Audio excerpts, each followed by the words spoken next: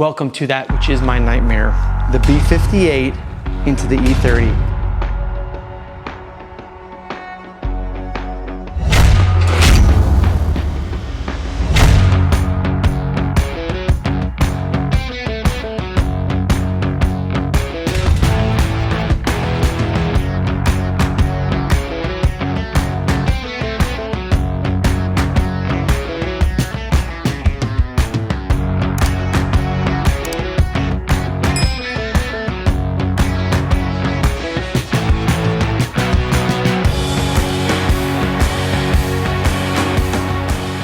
Now this might look like it's all organized and setting in place and good to go. Just turn the key and go, but no. There was a lot that it took to get here, but there's also a lot that needs to happen in order to get to that point. We're not gonna do that in this video. What we are gonna do is take this and make sure that everything mechanically can set in place such that we have no compromise on steering and we have all of the mechanical updates that need to be made. The subframe modifications that are definitely going to have to happen, the power steering rack that's mounted correctly in the correct E30 orientation and location, and the transmission bracket, which is going to be crucial for making sure that this thing sits level in all the axes.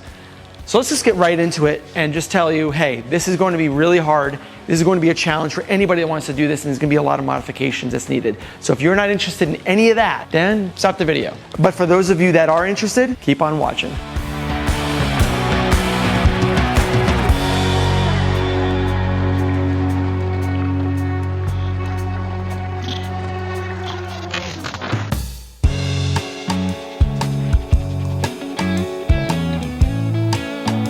Okay, so I've got good news. The B58 is sitting inside the engine bay, exactly where it needs to sit. I'm gonna take these spreaders and push the hub against the core support, and that's gonna push the engine just a little bit further back. Take a look. See how I can rock it back and forth like that? I'm just gonna put it right here, clamp it in place.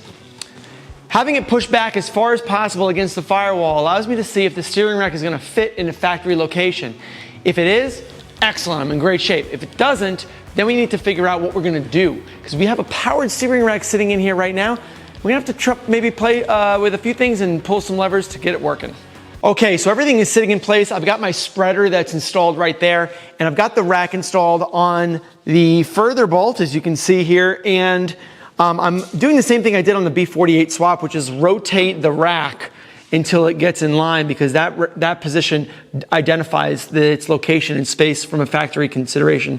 Here you can see it's definitely hitting on the oil pan. The factory rack with the lines are not gonna work here. I have two options I can play with here. The first is I can go with a non-powered rack, or I can remove the oil pan and see what kind of interferences I have if we were to go with a custom oil pan solution. Let's try the oil pan first and go from there.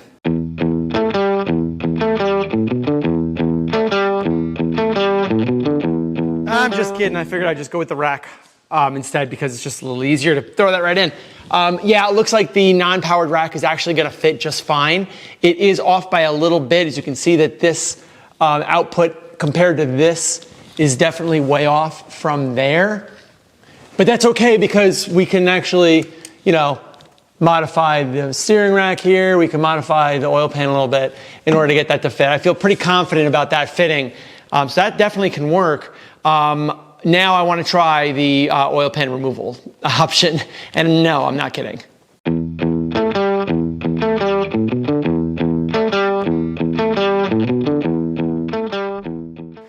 All right, the power steering rack is installed without the oil pan, just to see how this thing is actually going to look. And you can see as far as I can go, look at that, I'm even overshooting here. That steering rack is not interfering with anything on the oil pan. So I feel pretty confident that the engine is going to be in its set location now, because the oil pan can always be modified to accommodate this position. So the steering rack can fit in its factory location. And I just need to fine tune everything. But yeah, this is looking really good. I've got the spacer on there. Obviously it's gonna need a custom front subframe, but the steering rack can fit as designed by BMW, and I am good to go. And look at all this room here. Even with the steering rack, like, gonna be in its location, look at this room here. This oil pan can definitely be modified and trimmed in order to fit. So that's great. I'm very, very excited about that. So we almost have our transmission bracket mocked up. We're gonna beef it up big time, but basically the N54 E30 bracket fits pretty good. We do need to make some bending modifications and get everything in place. But once it is, then we have to ensure that the drive shaft is completely concentric. Then we're gonna be taking this power steering rack out, and we are going to be putting the oil pan back in and then putting a non-powered rack in there just so we can finish the subframe in the rack location, because the rack mount location is going to be the same between the powered rack and the non-powered rack, and I don't want to make any changes to the oil pan right now.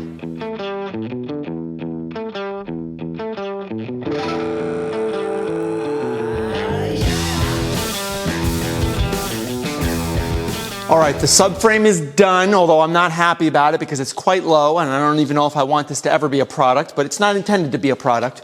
The subframe is just there to hold everything in place.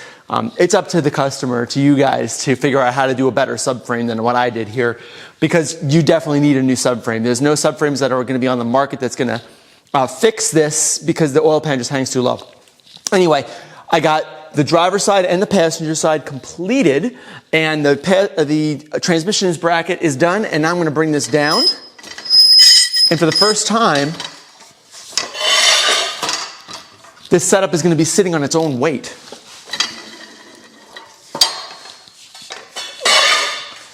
Awesome. Now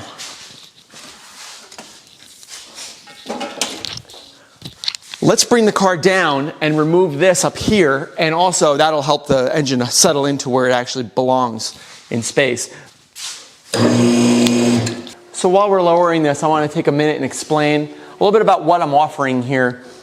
What I'm offering is a 3-piece bracket set that allows you to install the B58 into the E30 chassis.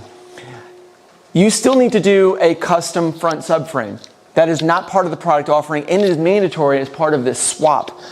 Also, you will need to understand that the steering rack with these brackets setting in this position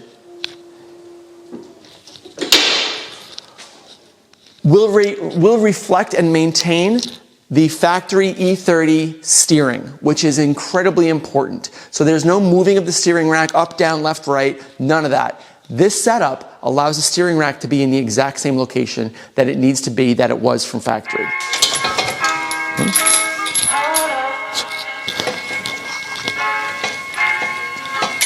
Let's take it off and let's put the cover on and see what this thing looks like.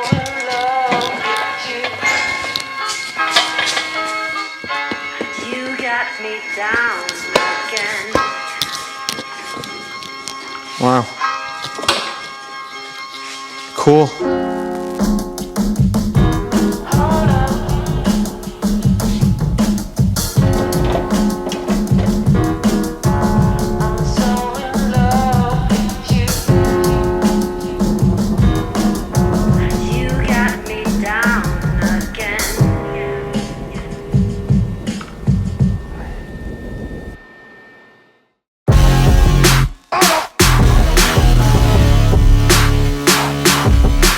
We've got two radiator fans here. I've got a 12-inch puller and I've got a 16-inch puller, and I want to see if either one of these can fit in between the radiator and the engine.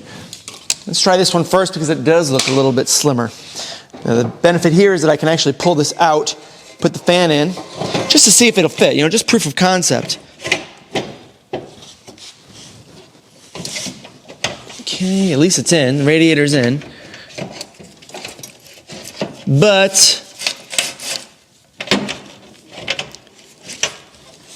it's really, really tight. But let's see, what's it hitting? Oh, I can't get low enough. But it looks like if I were to get a little lower, the problem is that the fan is hitting on non-moving components actually. Show you better what it looks like. But yeah, it looks like it's gonna be really close. See that air gap? That air gap will actually increase when the radiator is turned a little bit more, because right now it's kind of like there's a space down here. The very slim profile 14 is probably going to be perfect for this application. One other thing that I think is worth noting, and you have to not mind my firewall because of the V8 swap that I did, but to get a factory booster in here is actually not going to be too difficult. It should fit just fine. A nice slim booster will fit in the vacuous area inside of here without a problem. You have some wires here that might hit, but overall I think you're going to have no problem putting a factory booster in that location right there. One of the other things I've been trying to focus on getting installed and to complete the power steering story is a power steering pump. Now, in this area here is a true rat's nest of wires and plumbing. It's air conditioning plumbing, it's coolant plumbing, it's ECU connections, it's body type connector, everything is here. And it's just, there's so much going on in this area here that, you really need to move everything out of the way before you can put anything in here. But let me show you the Volvo power steering pump. So this bracket is pretty good. It's just kind of bulky. It's very beefy. It looks like a simplified piece of steel that's been powder coated. I don't know if I want to use this. I think I might want to modify this, make a certain derivation of it for E30 specific so that people can put this in there. Then they just have to route their power steering lines relatively easily right to the rack. And I think that might actually be the most elegant solution in order to continue and get power steering on this B58 E30. But I don't know if we're going to use this, we'll see. That might be another video as I get closer and closer and do more of this stuff on this chassis. But for now, I think that I have a pretty good solution here. This pump will work and it can be mounted anywhere, high, low, right in front of this guy. I think it'll actually work pretty well. Does the hood fit? Yes. We've worked a little bit on the power steering. We've worked on our clearances, radiator, fan, power steering, pump, and what we need to do there. As far as this video goes and how to integrate an engine, I'm not going to be going through all that level of detail here, but this is basically where we're going to end. These brackets that positions the B58 into the E30 will be for sale. I want you guys to know in a bulleted list here what is required in order to get this engine to fit into this car, because it is not easy. It's almost as difficult as the N54. In fact, it's probably a little bit easier than the N54. Because there is a little bit more clearance on the oil pan. You can get the steering rack in the factory location. There is a definite modification to both the oil pan and the subframe, or just the subframe. There is also a modification to include the brackets, the two brackets for the engine and one for the transmission. You're gonna need a custom drive shaft, and the radiator to front of the engine clearance is going to be very tight. You're going to need to identify a very good cooling system. Air conditioning shouldn't be a problem, although it's going to make the engine work harder and hotter. That might not be ideal. And everything else seems to sit into place. The driveline alignment is good. The weight of the engine is in a good spot. It's as far back as it could possibly go against the firewall. Heating should be fine. Your heat to the firewall should be fine, no problem. It can happen. It is possible, and I'm glad that I'm able to provide you guys a method of being able to do this. So having said that, guys, thank you very much for watching. Really appreciate everything, and thanks again, guys. Take it easy and stand by for the next video. Later.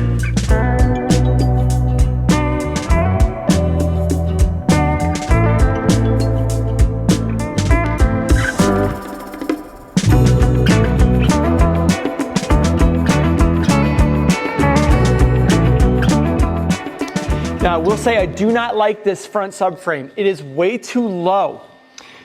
And it's gonna be strong enough, but there is a way that you could probably take this 3x1 and put it vertically and put it right in here, and then you can mount the steering rack to that.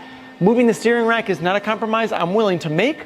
And with a non-powered rack, you could probably get this in without a problem, not modifying the oil pan, but then you won't be able to get the subframe in there. So there's a couple of problems here. There's a lot that needs to happen in this very small space. If you take this pan off, like I said earlier, you would be able to see a good amount of clearance between the oil pickup and where the steering rack would need to be. And in order to do that, you need to modify the oil pan. So you got an oil pan and subframe modification. But no, I will not be releasing a custom subframe for the B58 into the E30.